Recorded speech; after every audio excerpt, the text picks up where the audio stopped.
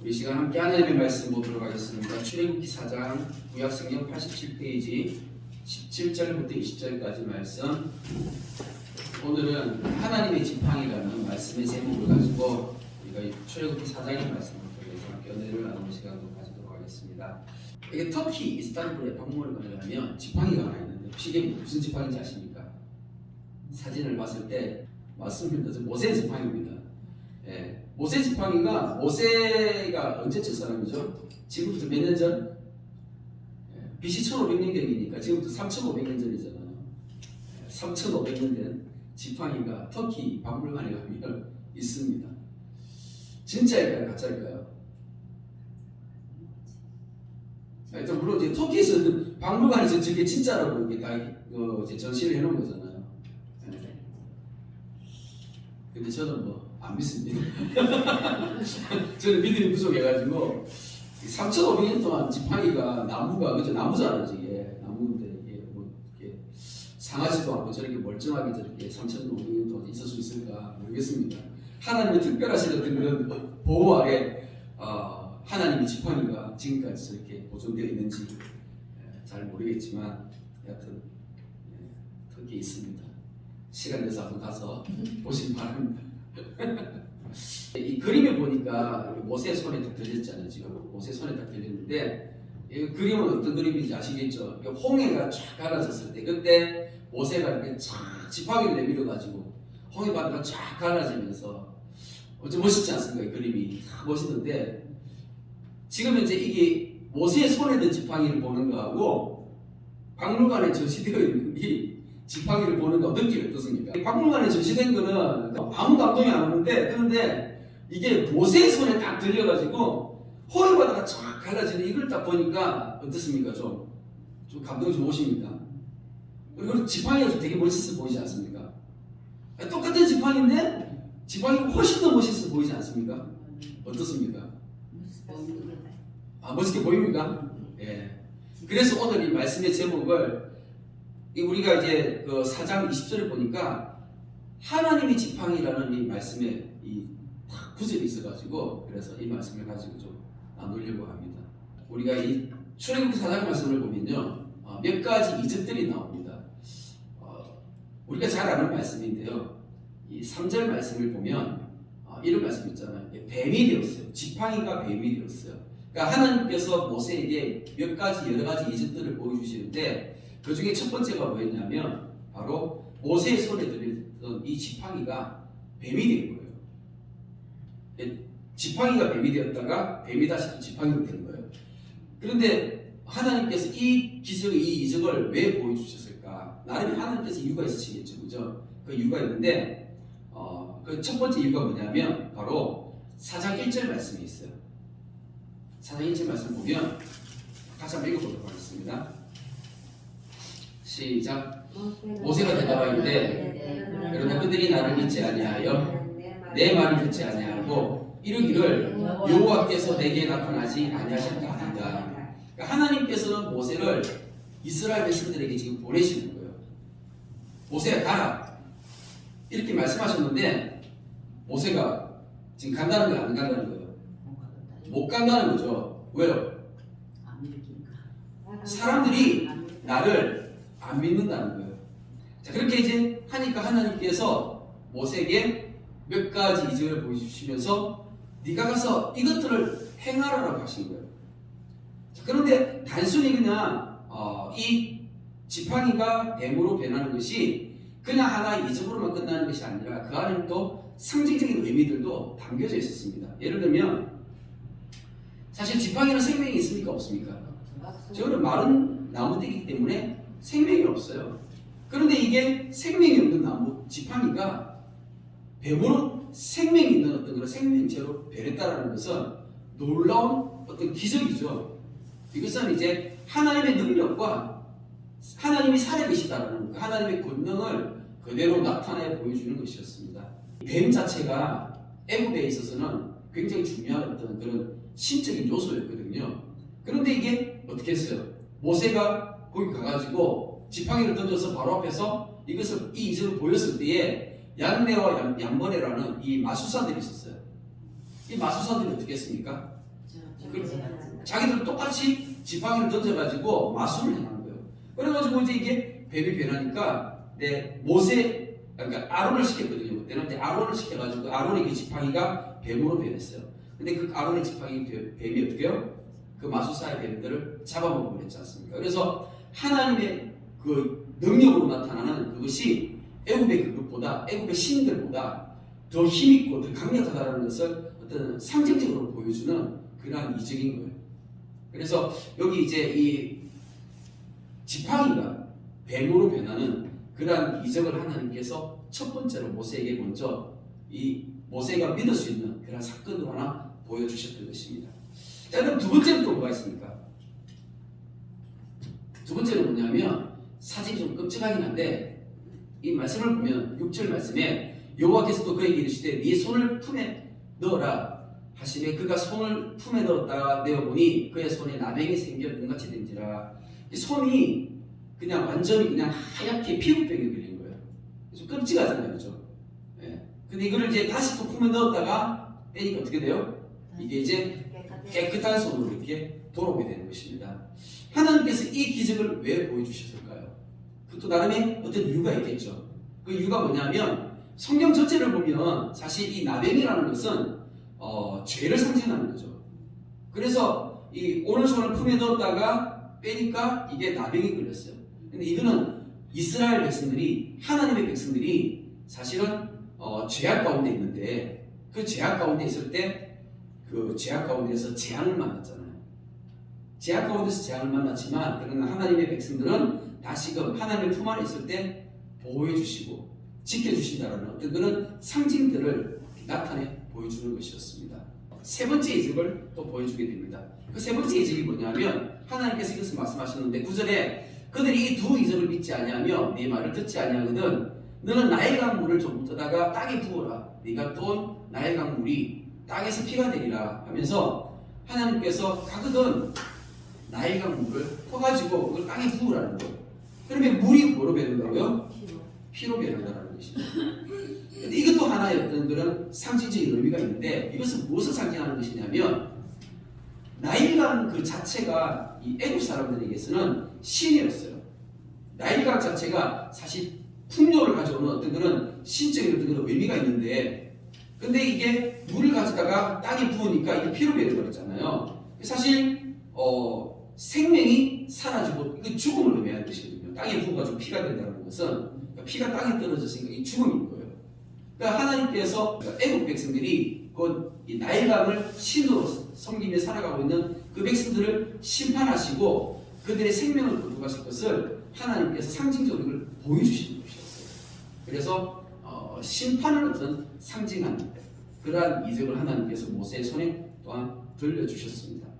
그러면 아까도 말씀을 드렸던 것처럼 하나님께서 모세에게 이러한 이적들을 보여주신 이유가 궁극적으로 결정적으로 무엇이었는가? 아까 첫 번째 4장 1절 말씀을 통해서 우리가 뭐 했죠? 왜 하나님께서 이런 이적들을 보여주셨어요? 그러니까 뭐냐면 모세가 가서 하나님이 나를 보내셨다라고 얘기하는데 사람들이 나를 안 믿을 것 같다라고 모세가 얘기했잖아요. 사실은 근데 모세가 그런 말을 왜 했을까요? 모세 스스로가 믿음이 부족하기 때문이죠. 모세 스스로가 믿음이 부족한 거예요. 히브리서 11장 말씀 한번 우리 찾아볼까요? 같이 한번 읽어보도록 하겠습니다. 24절 25절입니다. 시작. 믿음으로 모세는 장성하여 바로의 공주의 아들과 칭함받기를 거절하고 도리어 하나님의 백성과 함께 호당받기를 잠시 죄악의 낙을 더 좋아하고 아멘. 성경은요 모세가 믿음의 사람이라고 가르쳐주고 있습니다. 근데 사실 우리가 조금 전에 출애굽기 4장의 말씀을 보니까 모세의 믿음은 어때요? 예, 믿음은 너무나 약한 모습을 보이고 있죠.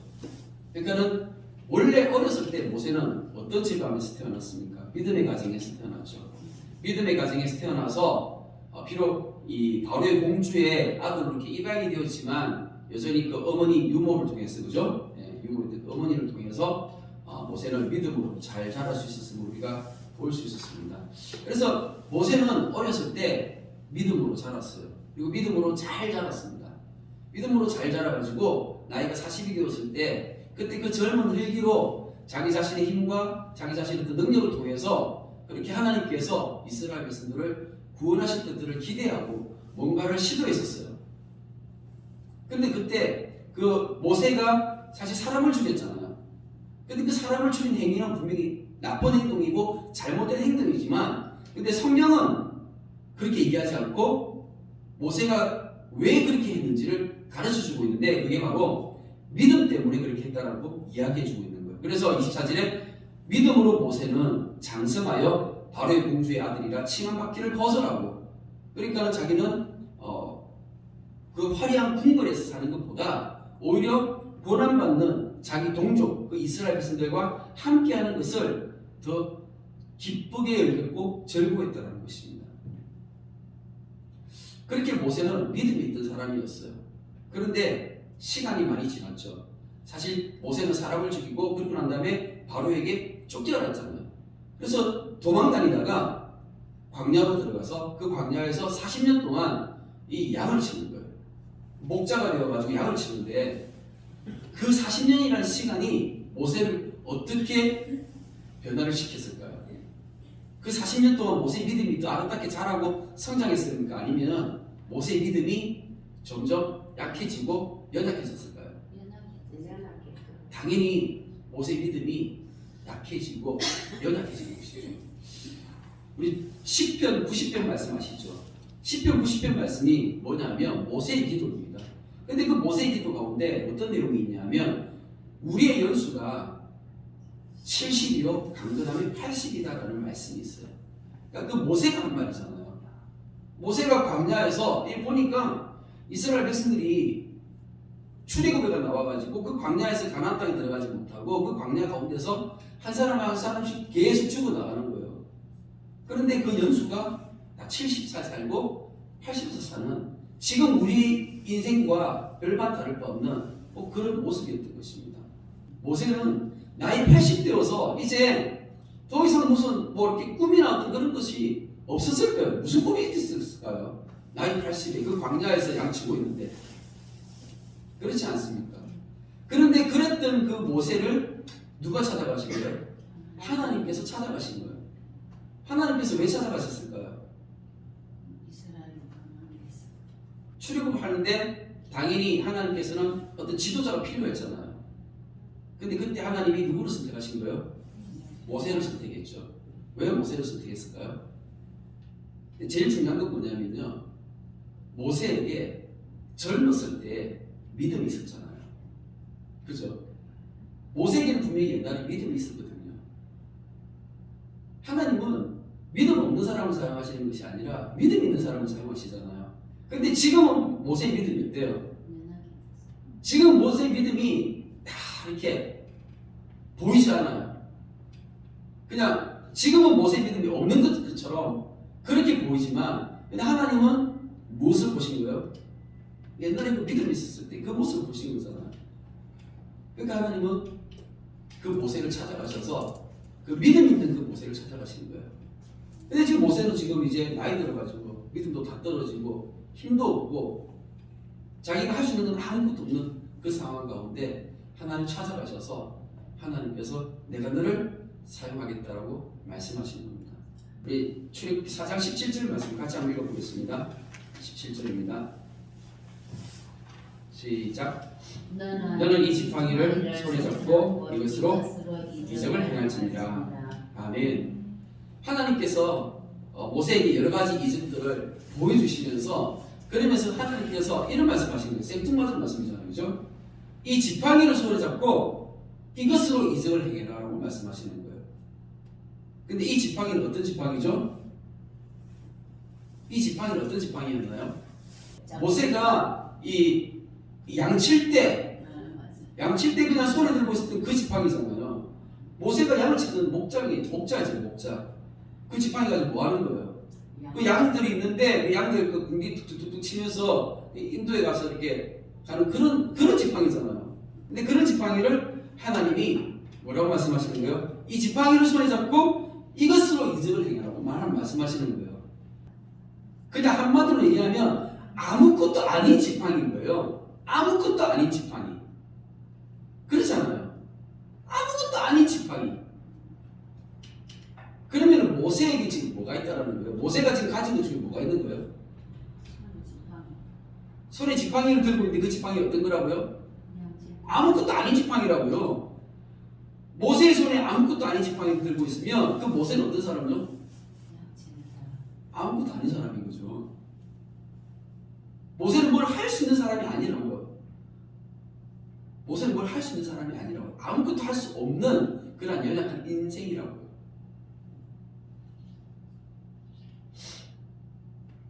그런데 사람들의 관심은 어디 있는 줄 아세요? 사람들의 관심.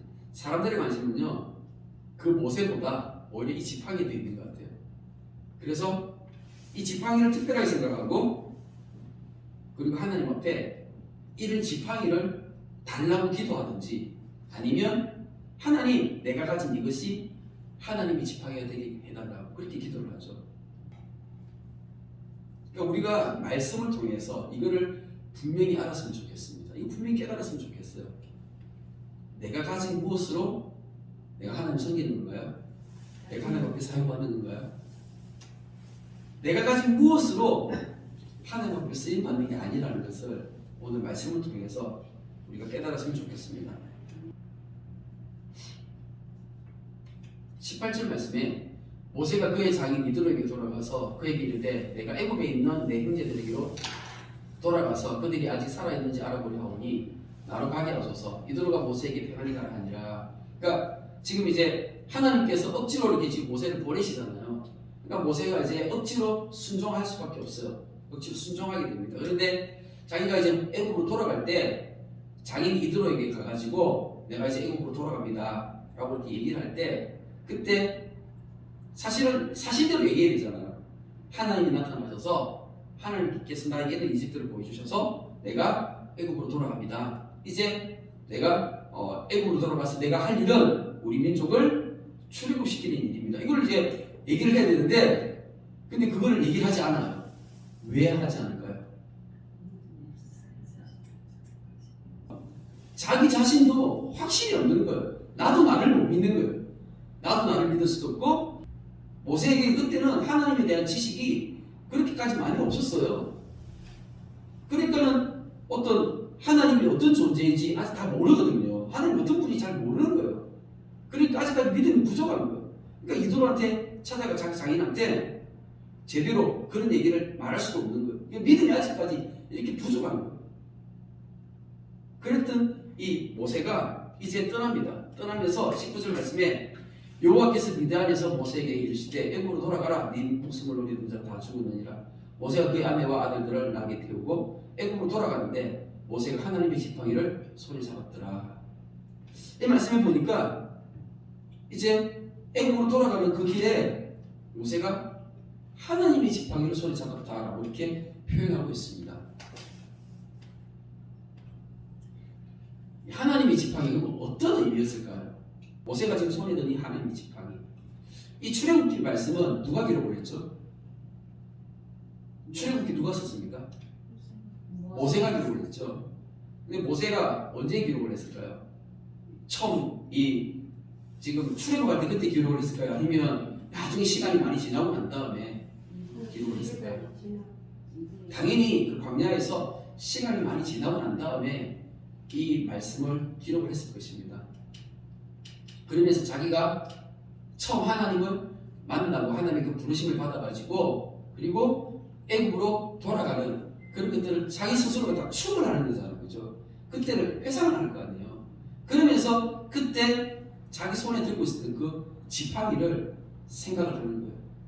생각을 하면서 그 지팡이를 생각해 보니까 진짜 아무것도 아니었던 그 지팡이를 자기가 손에 들고 있었는데 그런데 그거를 나중에 어떻게 해요? 하나님께서 사용하셨다는 것을 깨닫는 거잖아요. 그리고 시간이 많이 지나면서 하나님이 그래 나를 사용하셨어. 하나님 나를 사용하실 때 진짜 아무것도 아닌 이 지팡이를 사용하셨네. 그 홍해를 가를 때 이 지팡이를 가지고 이렇게 내밀었잖아요. 반석을 칠 때, 물이 나오게 할 때 이 지팡이를 사용하셨잖아요. 그리고 광야에서 뱀을 달았잖아요. 그 지팡이에다 뱀을 달았잖아요. 이렇게 많이 지팡이를 사용했잖아요. 그죠? 그럴 때 하나님께서 이 지팡이를 사용하셨다고요. 그걸 다 경험하고 난 다음에 되돌아보는 거예요. 그러니까는 이 하나님의 지팡이라는 이 말씀은 결국에는 모세가 가진 뭐 어떤 것을 사용한 것이 아니라 이거는 모세의 믿음의 고백인 거예요. 모세의 그 신앙의 고백인 거죠. 정말 아무것도 아닌 나, 진짜 아무것도 아닌 나, 나이 80세에 늙고 힘없어가지고 아무것도 할 수 없었던, 아무것도 가진 거 없었던 그 모세를 하나님이 찾아오셔가지고 정말 아무것도 아니었던 그 모세의 지팡이, 그 양 치던, 그 양 붕딩 툭툭 치던 그 지팡이를 하나님께서 사용하셨다는 것을 내가 추억하면서 이야기하는 게 바로 내가 하나님의 그 지팡이를 손에 잡고 있었다라고 고백하는 거예요. 이 말씀을 통해서 우리가 좀 많은 것들을 생각했으면 좋겠습니다. 하나님께서 사용하시기를 원하시는 것이 무엇입니까? 모세입니까? 아니면 지팡이입니까? 모세입니다. 당연히 하나님께서 사용하시기 원하시는 것은 지팡이가 아니라 모세죠. 오늘 그럼 지팡이에 관심 있어요? 관심을 가질 이유가 있습니까? 그렇잖아요. 당연히 그러면은 내가 모세가 된다고 한다면 하나님 나를 사용해 주십시오 라고 하는 게 맞습니까? 아니면 하나님 내가 가진 이것을 사용해 주십시오 하는 게 맞습니까? 하나님 나를 사용해 주십시오 이렇게 기도하는 것이 맞는 것이죠. 하나님 나를 사용해 주십시오. 난 아무것도 가진 것이 없습니다. 그렇게 고백할 때 하나님 어떻게 하시는 거예요? 내가 볼 때는 아무것도 가진 게 없죠. 그런데 하나님이 보실 때는요, 하나님의 내 그 믿음을 통해서 하나님은 아무것도 아닌 내 손에 있는 무언가를 사용하시게 되는 것입니다.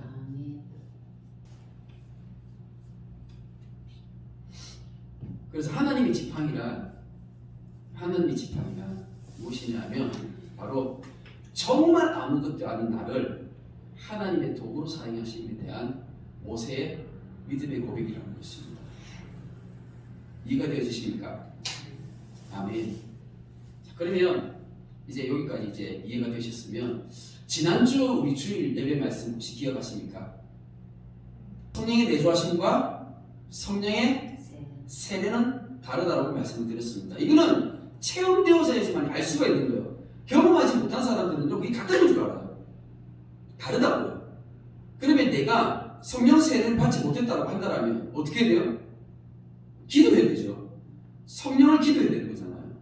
그래서 이것을 이야기하기 위해서, 이것을 나누기 위해서 어떤 말씀을 가지고 나누면 좋을까 또 고민하면서 기도하다가 하나님이 지팡이라는 이 말씀을 통해서 나누면 좋겠다라고 이렇게 말씀을 주신 거예요. 그래서 이게 이제 같이 좀 연결되어져서 이해하시면 좋을 것 같습니다. 사도행전 2장 33절 말씀, 이런 말씀이 있습니다. 같이 한번 읽어보겠습니다. 시작. 하나님의 오른손으로 예수를 높이시매 그가 약속하신 성령을 아버지께 받아서 너희가 보고 듣는 이것을 부어주셨느니라. 아멘.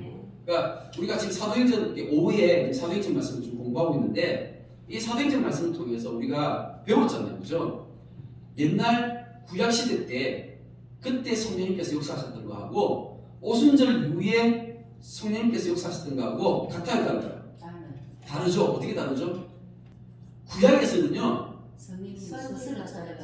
구약에서는 성령님께서 원하시는 자에게 찾아가서 그에게 성령을 부어주셔가지고 성령께서 일하시는 거예요. 그런데 신약시대는요, 지금은 성령시대잖아요. 다른 거예요. 지금 어떻게 다른 거예요? 지금은 구하는 자에게 찾아가서 주시는 거예요. 이해가 되어지십니까? 그래서 지금은요, 약속하신 성령을 부어주시는 거예요. 약속하신 성령. 그 약속하신 성령이 뭐라고요? 구하는 자에게 부어주신다는 거죠.